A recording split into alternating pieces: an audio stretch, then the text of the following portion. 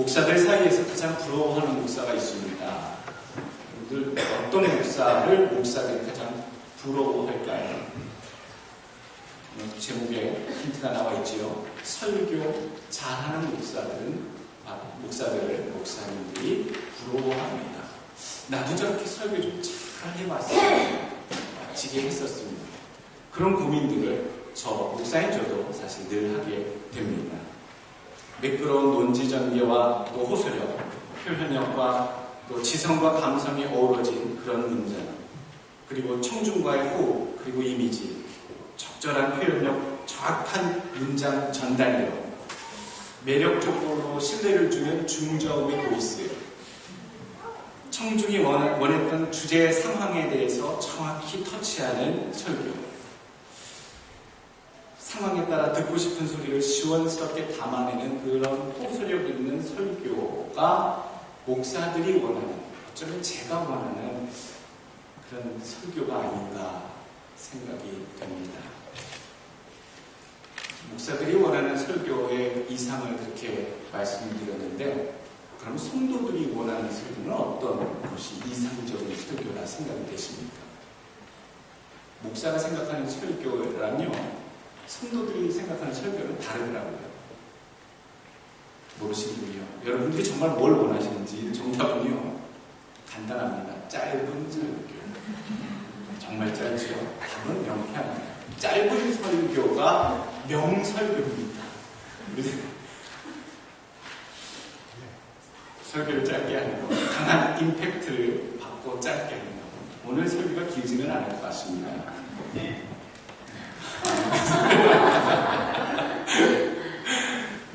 하나님의 진짜 원하시는 설교가 무엇일까? 여러분이나 저나 더 곰곰이 어떤 우리가 설교를 들어야 할 것인가, 어떤 설교를 기대해야 할 것인가 생각해 볼 때에 답은 사실 단 한 가지입니다.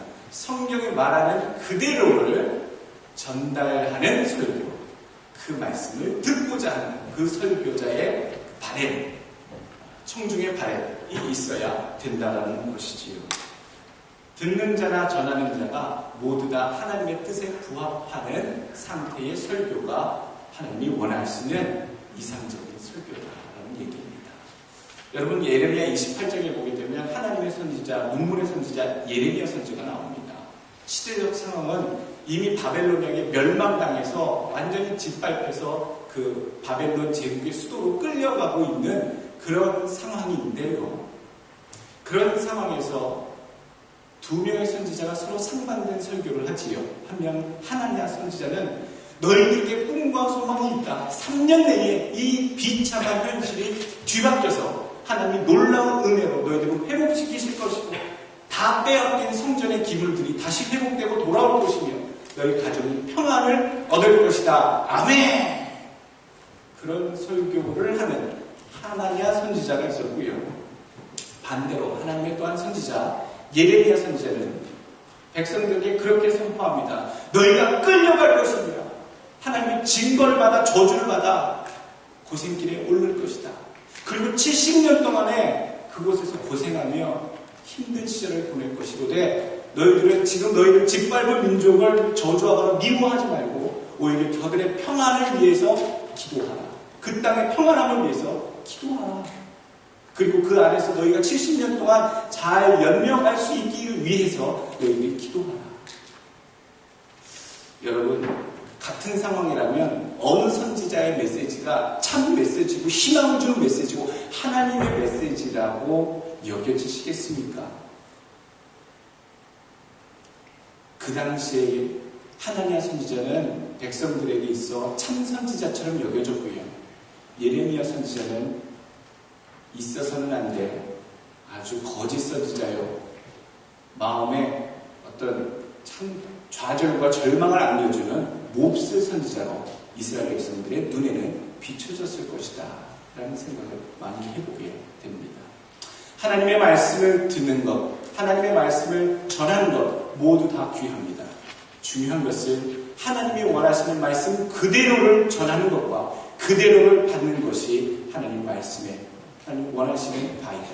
우리가 명심해야 되는 것으로 믿습니다. 오늘 본문을 통해 멋진 설교를 하고 계신 바울과 바나바가 있습니다. 오늘 13장 41절 그 앞에 16절에서부터 41절까지 보게 되면 바울과 바나바가 전도 여행을 떠나서 비시디아 안디옥이라고 하는 곳에서 설교를 하는 그 내용이 담겨져 있습니다.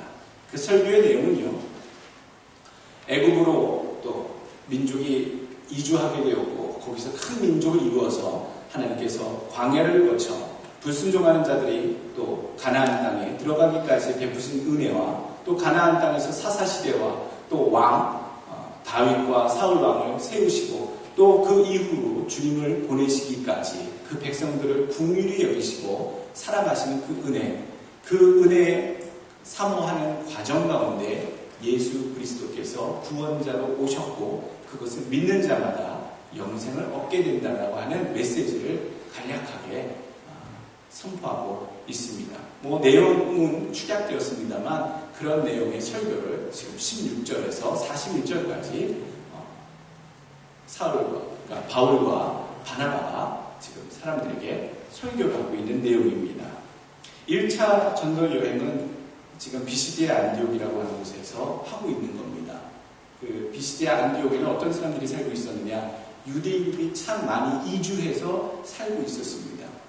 1차 전도 여행지 이 비시디아 안디옥은요, 지금의 터키 남부에 있는 소도시입니다만 지금 그 흔적도 거의 없어진 그런 도시입니다만 그 당시에는 꽤 많은 사람들이 모여있는 그런 도회지였습니다. 오늘 성경에 보게 되면 유대인들과 유대교에 입교한 경건한 사람들이 많이 있었다라고 얘기하고 있죠. 이미 유대교를 믿는 사람들이 꽤 많이 있었다. 여호와 하나님을 믿는 그런 사람들이 있었다는 얘기죠. 우리에게 설교, 바울의 설교, 이 바나바의 설교, 오늘 성경 말씀은 바울과 바나바가 서로 돌아가면서 설교를 전했다, 하나님의 말씀을 전했다라고 얘기합니다. 그러니까 이 내용이 바나바의 설교 내용일 수 있고 또 바울의 설교 내용일 수도 있습니다. 이 바울과 바나바의 설교를 통해 우리가 이들이 받았던 그 말씀을 들었던 청중이 받았던 그 본문의 교훈이 우리에게 어떻게 적용되어야 할까? 우리는 하나님의 말씀을 들을 때에 무엇을 놓치지 말고 붙잡아야 할 것인가? 목사님 말씀 잘 들어라, 이런 차원의 얘기가 아니고요. 하나님의 말씀을 들을 때에 우리가 놓치지 말아야 할 것이 무엇인가를 이 시간 늘 돌아보실 수 있는 시간 되시길 바랍니다. 첫 번째, 말씀을 듣는 자가 취할 설교의 교훈의 요소는요, 43절에 나와 있습니다. 항상 하나님의 은혜 가운데 있으라 라는 얘기입니다. 말씀을 받는 자는 항상 은혜 가운데 머물도록 애쓰라 라는 얘기죠. 한번 따라해 보겠습니다. 항상 은혜 가운데 머물도록 힘쓰자. 아멘. 은혜를 사모하러 나온 사람들입니다. 하나님의 그 부어주시는 축복을, 그 손길을, 그 사랑을 간절히 바라고 나온 사람들이고 또 그것을 이미 받은 자들입니다. 그러니까 하나님의 말씀을 받을 때에는요, 마치 굶주렸던 아기가 엄마를 보면서 엄마 젖 좀 주세요 라고 하는 그 애처롭고 애달픈 눈길로 엄마를 쳐다보는 그 아이처럼 하나님 앞에 매달리고 사모하는 마음으로 서야 된다는 얘기지요. 하나님의 마음을 평가하러 나온 사람들이 아닙니다. 하나님의 말씀을 비판하러 나온 사람들이 아닙니다. 오늘 고린도후서 6장 1절의 말씀을 하고 있습니다. 우리가 하나님과 함께 일하는 자로서 너희를 권하노니 하나님의 은혜를 헛되이 받지 말라. 가라사대 내가 은혜 베풀 때에 너를 듣고 구원의 날에 너를 도왔다 하셨으니 보라 지금은 은혜 받을 만한 때요 보라 지금은 구원의 날이로다. 은혜를 헛되이 받지 말라. 이 말 뜻 여러분 우리가 생각해 봐야 합니다. 내가 예수 믿는 것 자체만으로도 주님께서 나를 지금도 보호하고 계시는 그 사실을 아는 것만으로도 주님께서 나를 도와주고 계시다고 하는 사실을 내가 깨닫고 있는 것만으로도요 내 가슴이 벅차고 행복하고 두려움이 없고 걱정이 없는데 나의 삶은 어떻습니까? 늘 인생의 염려와 근심, 걱정, 불안, 불평으로 정결되지는 않습니까? 여러분, 이 생에 살면서 이런저런 아이 문제, 재정 문제, 사람 살 문제, 사업 문제, 여러 가지 얽혀져 있는 문제들, 그런 문제들조차 주님께 온전히 내어 맡기지 못하는데 어떻게 영원한 생명을 주님께 맡겨드릴 수 있겠습니까? 우리는 맡겨드려야 됩니다. 주님께 의탁해야 됩니다. 주님을 붙잡음으로 주님께서 주시는 그 평안함을 누려야 되는 줄로 믿습니다. 받은 은혜가 큰 줄로 여기시며 살아가는 성도들 되시길 축원합니다. 두 번째, 우리가 듣는 자가 마음에 새겨야 될 것이 무엇이냐?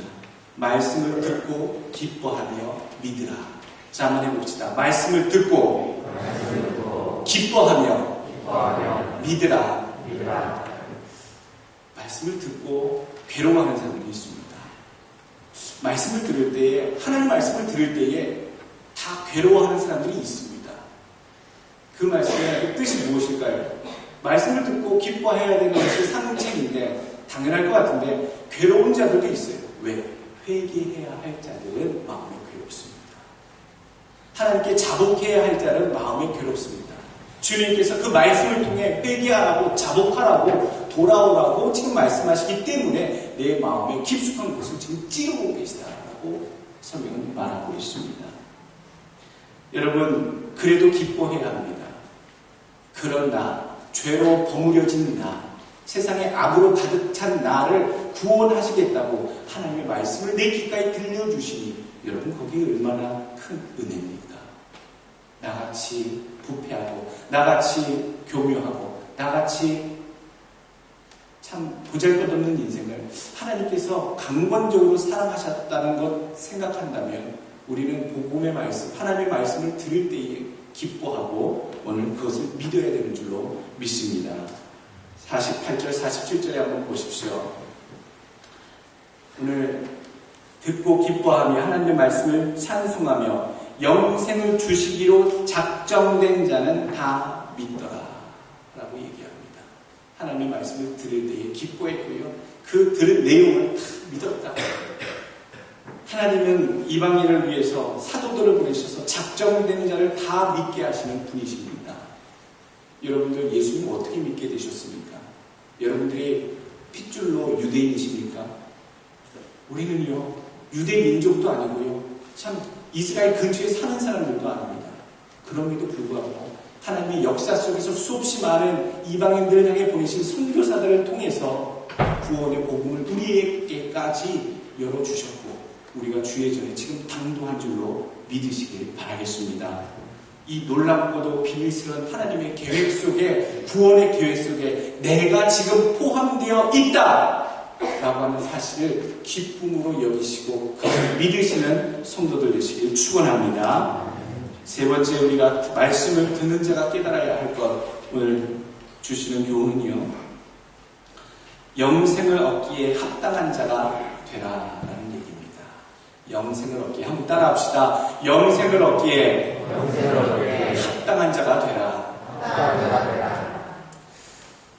오늘 말씀을, 설교를 들을 때에 다 은혜를 받고 나오는 듯 하는데 그 비시디아 안디옥의 많은 사람들이 그 회당으로 하나님의 말씀, 바울과 바나바를 통한, 입술을 통한 하나님의 말씀을 듣고 구원을 얻고자 다 나와 은혜를 받고 기쁨을 얻는 듯 한데 어느 한 부류는 결코 그렇지 못한 것이 있다. 성경은 얘기하고 있습니다. 50절에 이에 유대인들이 경건한 귀부인들과 그 신의 유력자들을 선동하여 바울과 바나바를 박해하여 그들을 그 지역에서 쫓아내니, 이 유대인들은 어떤 사람들입니까? 예수 말고 하나님을 직접 여호와로 믿겠다라고 하는 사람들입니다. 하나님의 말씀이 선포되고 있는데, 다른 말씀도 아니고 하나님의 말씀이, 살아있는 성령의 말씀이 선포되고 있는데 그들은 그것을 하나님의 말씀으로 받지 않고 있다라는 표현이지요. 오늘 44절과 45절, 46절 한번 보시죠. 보면 그 다음 안식일에는 온 시민이 거의 다 하나님의 말씀을 듣고자 하여 모이니, 45절, 그 무리가 보고 시기가 가득하여 바울이 말한 것을 반박하고 비방하거든요. 그런데 46절에 그 내용을 다시 뭐라고 표현하느냐? 바울과 바나바가 담대히 말하여 이르되 하나님의 말씀을 마땅히 먼저 너에게 전할 것이고 영생을 얻기에 합당하지 않은 자로 자처하기로 우리가 이방인에게로 향하노라. 지금 무슨 차이점이 발견되십니까? 하나님의 말씀을 44절에는 하나님의 말씀으로 표현했다가 45절에는 바울이 말한 것으로 얘기했다가 바울은 다시 내가 말한 것이 아니라 바울이 말한 것이라고 표현하지 않고 하나님의 말씀으로 얘기하고 있습니다. 어떤 관점의 차이가 있습니까? 하나님의 말씀 그 자체를 말씀으로 받는 자들이 있고 오늘 바울의 그냥 사견, 연설문으로 듣는 사람들이 있고 그것을 또 어떤 자들은 하나님의 말씀으로 제대로 깨달아 받는 자들이 있다라는 얘기입니다. 단상에 서 있는 사람은 목사입니다. 어떨 때에는 저 목사가 내 얘기하는구만 이라고 받는 자가 있고요. 오늘은 하나님의 말씀이 증거 되시는구나 할렐루야 하시는 분들도 있습니다. 내가 이해되면 말씀이고 이해되지 않으면 그냥 사람의 부당한 말이라 생각하지가 말아야 됩니다. 내게 은혜가 되면 하나님의 말씀이고 내 마음이 거북하면 표적설교라 여기지 말아야 합니다. 논리적이고 과학적이고 믿어질만 하면 하나님의 말씀이지만 논리비약적이고 증거가 불충분하다 여겨지면 하나님의 말씀이 아니다 생각하는 태도도 우리가 조심해야 합니다. 설교는요, 우리가 그것이 하나님의 말씀이다 아니다 라고 진위를 판명하기 전에 이미 하나님의 말씀이신 줄을 믿으셔야 합니다. 하나님의 말씀은 우리의 판단에 따라 결정되지 않습니다. 하나님의 말씀은 태초서부터 계셨고 지금 이 순간에도 우리 심령의 가장 깊은 곳까지 썩어있는, 오염되어 있는, 타락해 있는 우리의 폐부를 주의 말씀으로 온전케 하시기 위해 우리를 지금 찌르고 계시고 우리 앞에 도전하시는 줄로 여러분 믿으시길 바라겠습니다. 주의 말씀을 믿고자 하여 받고자 하여 영생 얻기에 합당한 자가 되시길 주의 이름으로 축원합니다. 단 한 가지 방법은요, 믿는 겁니다. 합당한 자가 되는 것. 내가 구원받은 자인가 아닌가. 오늘 성경 말씀 48절 말씀 한번 보시죠. 영생을 주시기로 작정된 자는 다 믿더라. 수없이 많이 주의 말씀을 들으려 온 사람들 중에서도요, 구원받기로 작정된 자만 믿었다는 거예요.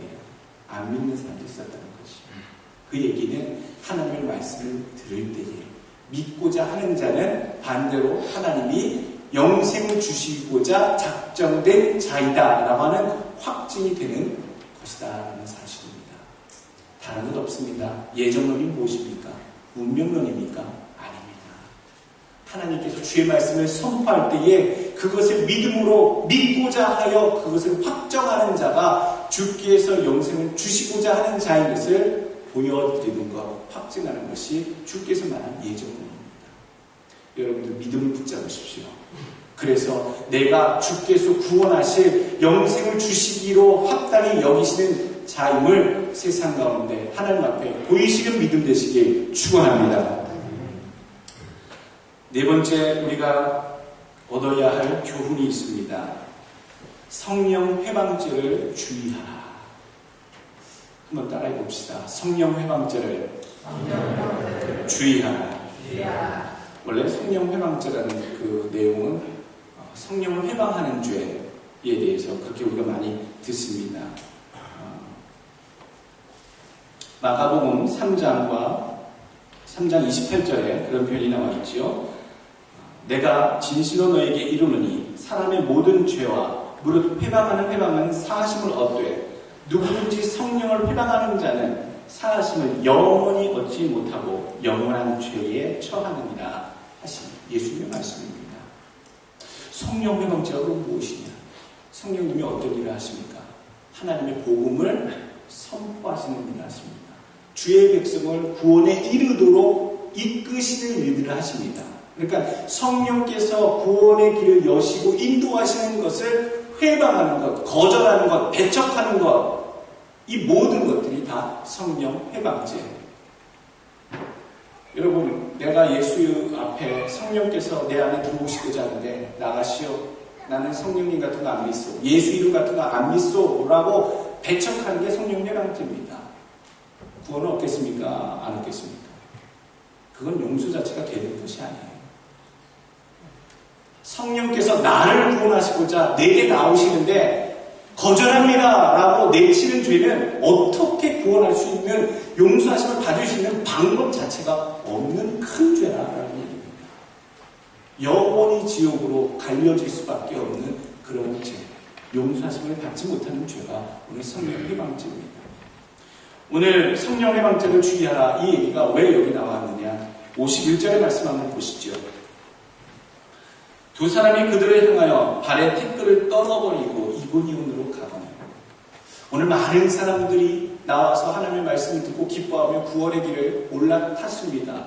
그런데도 불구하고 몇몇 유대인들이 또 그 귀가 얇은 귀부인들을 또 50절에 또 신의 유력자들을 선동해서 결국엔 바울과 바나바를 내쫓습니다. 하나님의 복음이 펼쳐지는 것을 막으려 한 죄, 무슨 죄라고요?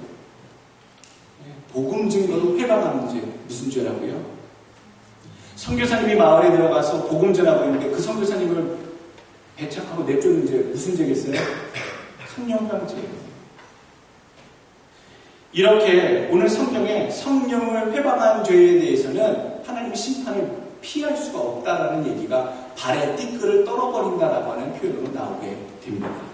발에 티끌을 떨어버린다. 오늘 마가복음 6장 11절에 나와 있습니다.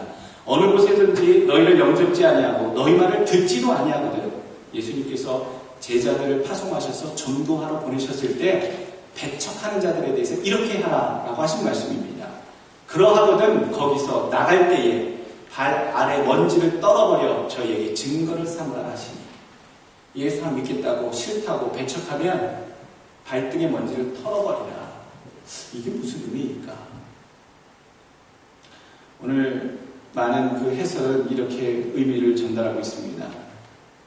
복음을 전하는 그들과 복음을 받는 자들이, 받지 않는 자들이 더 이상 관계가 없다라는 뜻. 그래서 심판날에 자기의 행위에 대해서, 삶에 대해서 스스로 책임지라는 의미가 발등에 먼지를 떨어버리는 행위 속에 들어가 있다. 또 두 번째로는 무슨 의미냐면요, 하늘나라에서 또 그와 같이 떨어뜨림을 당할 것이다 라고 하는 의미가 있다는 얘기입니다. 키질과 체질을 해야지만 들어가는 곳이 천국입니다. 키질과 체질이 뭔지 아십니까? 시골에 가시면요, 할머니, 할아버지들이 가끔 여러분들 오줌 싸면은 머리에 뒤집어 쓰고 다녔던 것이 뭔지 아십니까? 키라고 부르는 겁니다. 우리 젊은 친구들은 모를 거예요. 그죠? 그런 게 귀한 거니까. 그 키를 가지고 사실 쓰는 곳이 뭡니까? 곡식, 잘 말린 곡식을 이렇게 키질한다. 즉, 바람에, 살살 부는 바람에 위아래로 던져서 그 사이에, 떨어지는 사이에 가볍고 더러운 먼지들을 걸러내고자 하는 것이 키질입니다. 할머니들은 되게 높이 던져요. 쫙 던져도 이만큼 올라가는데도 옆으로 안 날아가고 싹 내려오면서 배로 알곡들 떨어지고 그 먼지들 껍데기들 쫙 바람에 싹 빠져나가요. 얼마나 곡식들이 좋은 것들만 남는지. 또 두 번째로 체질을 합니다. 체질이 뭡니까? 고운 채. 여러분 동그랗게 발을 동그란 나무로 만든, 예전엔 다 나무로 만드는데 거기에 아주 날씨와 시실이 촘촘히 맥힌 철 같은 것들로 이렇게 돼 있어서 가는 곡식들을 체에 받쳐서 곱게 걸러내고 찌꺼기들, 돌멩이나 그런 찌꺼기들을 걸러내기 위해서 하는 것이 체질입니다. 오늘 성경에는요, 하나님께서 그의 나라에 들이시기 위해서 심판날에 키질도 하시고 체질도 하신다는 얘기를 하고 계십니다. 함량 불량 감자, 하나님이 원하시지 않는 그런 곡식은 들이시지 않겠다는 얘기지요. 자만 20장 26절, 지혜로운 왕은 악인을 키질하며 타작하는 바퀴로 그 위에 굴리느니라. 아모스 9장 9절에 내가 명령하여 이스라엘 족속을 만국 중에 채질하기를 곡식을 채질함 같이 하려니와 그 한 알갱이도 땅에 떨어지지 아니하리라. 오늘 우리가 붙잡아야 될 것은 무엇입니까? 우리가 내 삶 속에 성령님이 하시는 일을 회방하거나 나도 모르는 사이에 거절하거나 외면하거나 그것이 나도 모르는 사이에 방해하는 일이 되지는 않았는지, 내가 무조건 하나님이 하시고자 하는 일에 안 된다고 했거나 못하겠다고 하거나 협조 못하겠다고 하거나 이런 실수를 내 삶 가운데 하지는 않았는지, 성령님께서 복음의 역사, 하나님의 역사를 펼치실 때에 도움이 되는, 하나님이 쓰시는, 성령님을 도와드리는 그런 역사 사역분들이 되시길 주의 이름으로 축원합니다. 오늘 마지막에 설교의 말씀, 듣는 자가 취할 교훈 5번째는요, 말씀을 붙잡은 자는 기쁨과 성령이 충만합니다. 한번 해봅시다. 말씀을 붙잡은 자는 기쁨과 성령이 충만합니다. 아멘.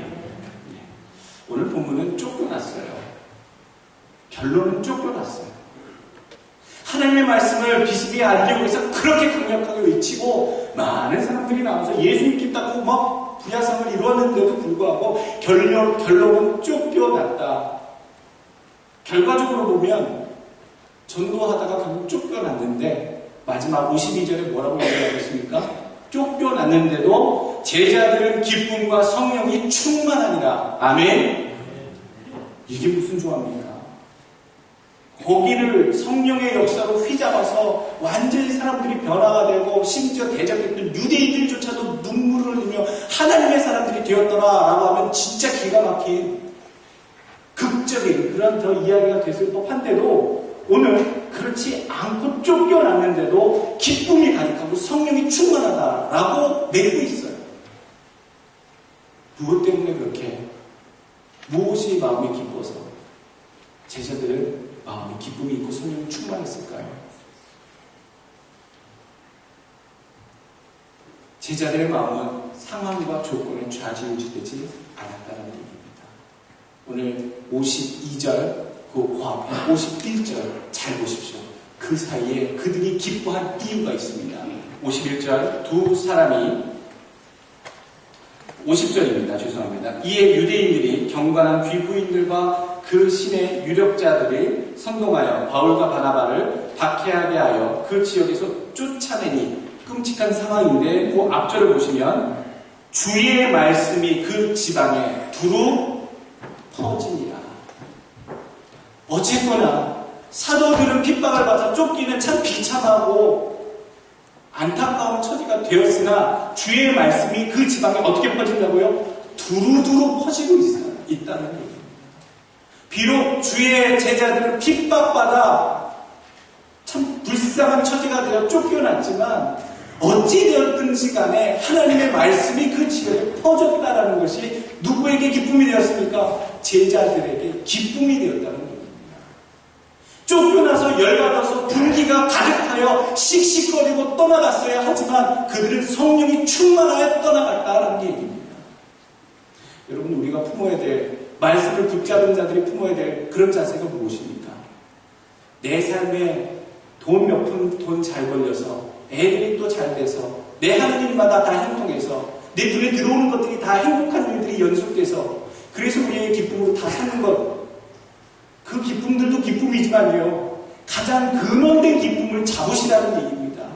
하나님의 나라가 세워지고요, 예수 그리스도의 구원의 복음이 이 세상에 펼쳐지는 것이 우리의 가장 큰 기쁨, 가장 첫 번째의 기쁨이 되시길 주의 이름으로 축원합니다. 기쁨으로 살아가고 계십니까?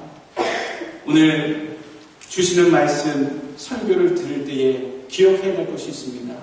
이미 구원에 베푸신 은혜를 내가 누리며 헛되이 하지 않겠다. 근심과 원망, 주중에 그렇게 살지 않겠다. 그 평안함을 누리며 살겠다.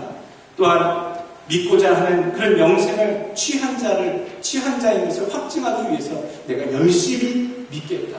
하나님께서 확정하신 자인 것을 증거하기 위해 내가 열심히 믿겠다.